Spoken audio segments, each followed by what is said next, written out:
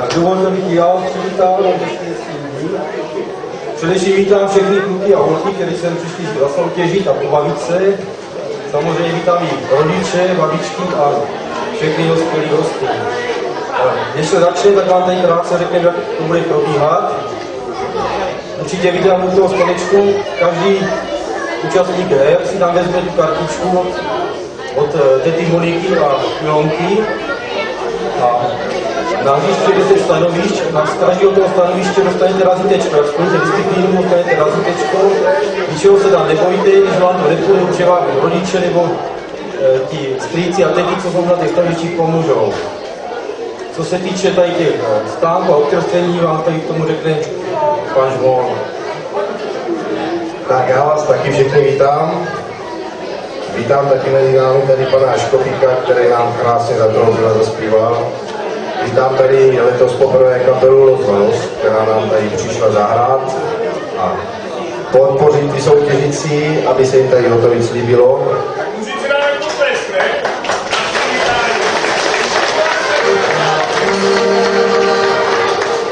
Tak děkuji. Jak říkal už tady pan předseda, máme 10 stanovišť na soutěžení, doufám, že jste všichni zapsaní. Na zápis je stánek tamhle v rohu. Dostanete ten diplom, dojdete na stanoviště, po splnění úkolů dostanete nějakou malou odměnu a razítko, případně počet bodů. Až budete mít všechny stanoviště splnění, máte 10 kolonek, budete mít 10 razítek, přijdete všichni sem a tady bude potom probíhat vyhodnocení, bude následovat tombola a taneční zábava.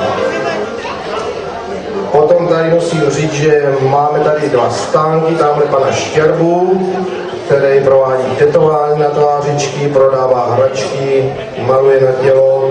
Vedle máme stánek s kořením. Určitě neváhejte a kupte si, protože ty kořeníčka v malých sáčkách v obchodech nikdy nemají takovou chuť jako tady ty speciální míchany.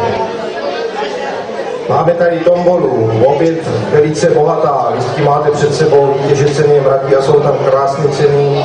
Jsou 2 druhy tombolí, jedna losovací, která se bude vytahovat a jedna je, to jsou tady ty sáčky vepředu, co vidíte, když si koupíte za 25 korun, tak na to číslo losu si okamžitě odnášíte výhru. A ti, kdo to znají, tak zpívejte se mnou.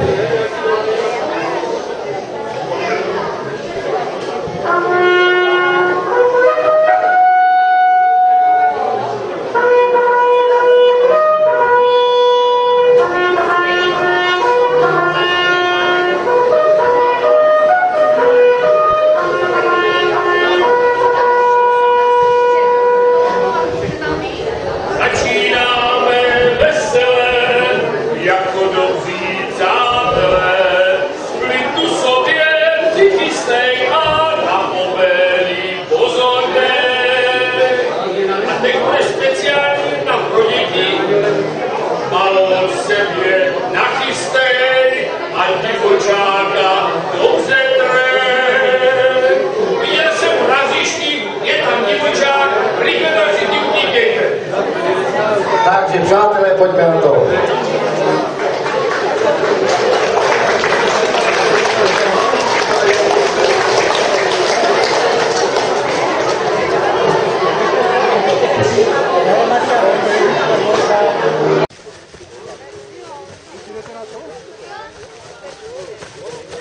Ty dej.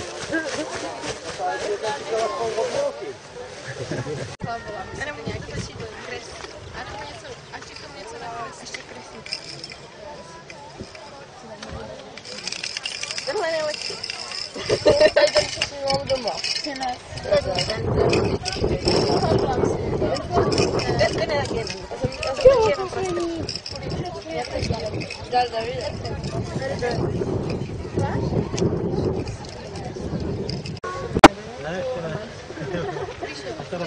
Mirek nemáme, to nám někdo vzal. Ne, živý ryby. Podívejte se na to, Mirek. Mr. Martina, ne? Mirek, a tohle je Ríša. No, tady? Martina. Je tady Martin někde? Jo, on to má tačka. Jo, tak výborně. Tak, kdo to má hotový? Tak lovte. Lov Marti. Taky normální. Lov normální teda, lovte normálně. Tak lovte. Pak řeknete pánovi, kolik jste ulovili. Jestli jste ulovili. No tu plastovou aspoň. No tak si ulovil. Tu máš.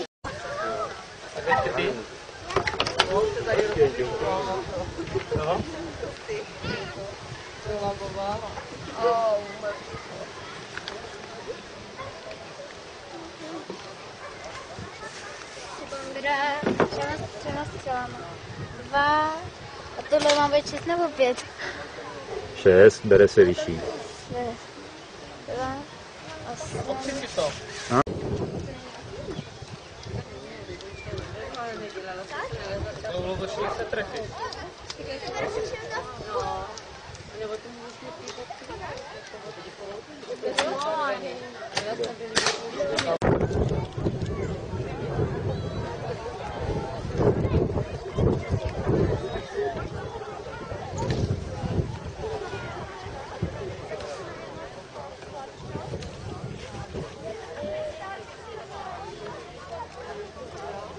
Vylíváš?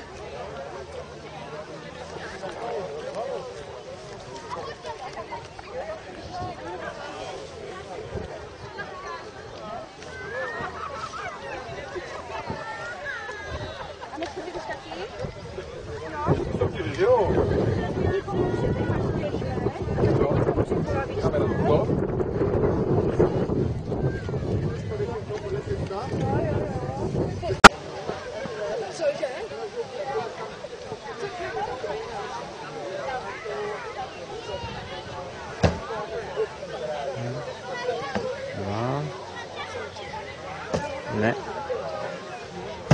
Taky ne.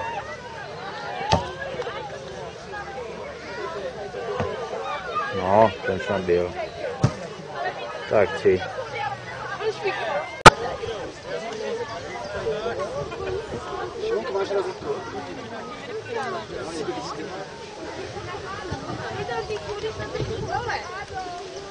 Takhle.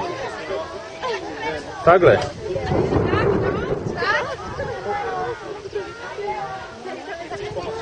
No, to doma trénoval, ne?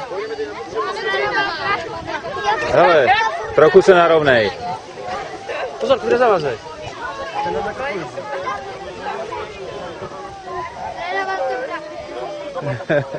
A jak to, že ty ne?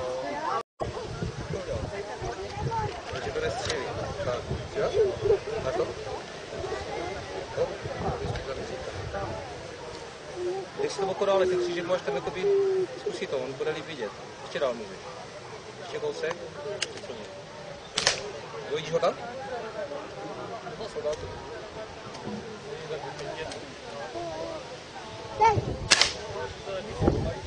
Nějaká 8, 9.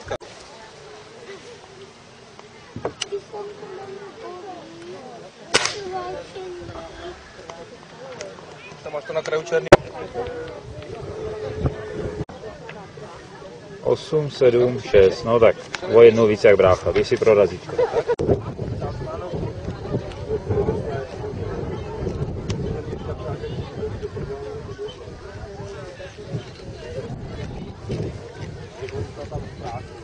A co ta druhá řada?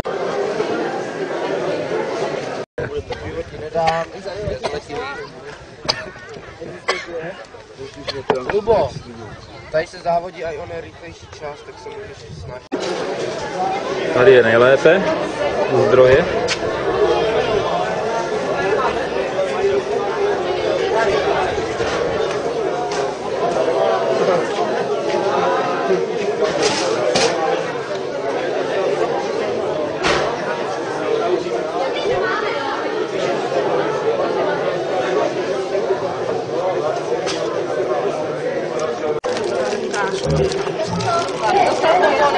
Máte každý.